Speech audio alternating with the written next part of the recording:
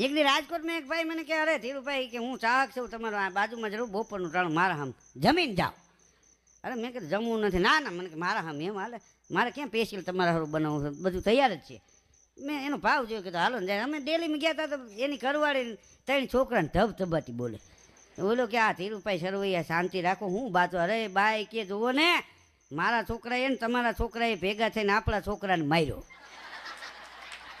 ઘડીક હું ઝજકી ગયો એમ. મેં કીધું એ કોણ એ બેન છે? અરે મને કે મારી ઘરવાળી છે. મેં કીધું તો એમ કેમ કે છે એના છોકરાએ ને તમારા છોકરાએ ભેગા થઈને એમ કે આપણા છોકરાને માર્યો? તો કે તમે કલાકાર છો, નો સમજ્યા? કીધું ના. મને કે આ એક છોકરો મારે હતો અને મારી ઘરવાળી ગુજરી ગઈ. પછી મેં આ બીજું ઘર કર્યું ને તો એક ઈ ત્યાંથી જાંબુડિયા કલરનો લઈને આવી.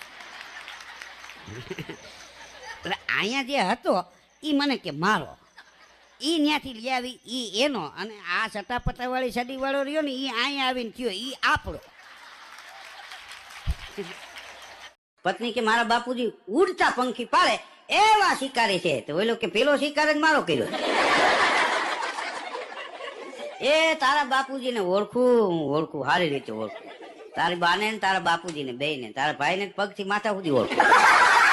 પત્ની નાઈટ કઈ ફરી જાય, ગામ કઈ બદલીને ઉભું રહે, કઈ નક્કી જ નહીં. આદિ એનાથી આવેલો છે. હનુમાનજી લંકામાં ગયા, હા, પછી પકડાઈ ગયા અને ઓલા લોકો કચેરીમાં લઈ ગયા, પૂછડે ગાફા વીટા તેલ રેડ્યા ને અગ્નિ મૂકી, એમાં લંકા બળી. હનુમાનજી આવ્યા ને તો વાંજરા આવે વાહ ઠપકાર્યો કે એક જુવાને નાઈટને ઉજળી કરી નાખી, કે એક જ ગયો તો લંકા બાળી નાખી. વાહ વાહ, હા, વાહ વાહ મીંડ્યા કરવા. અને થોડાક દી પછી યુદ્ધ થયું, લક્ષ્મણજીને મૂર્છા આવી. વૈદને બોલાવ્યા, કાંઈક જડીબુટીનું નામ દીધું હતું કે એ તો ફલાણા પર્વતમાં છે. તો કોકે કીધું કે લંકામાં નથી, કે લંકામાં હતી પણ હનુમાને લંકા બાળીને એમાં ઔષધિ બળી ગઈ.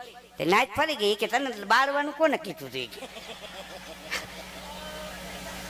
હા, સીતા માતાજીની શોધ કરીને આવવાનું હતું, ત્યાં કોને આવું હળગાવવાનું કીધું?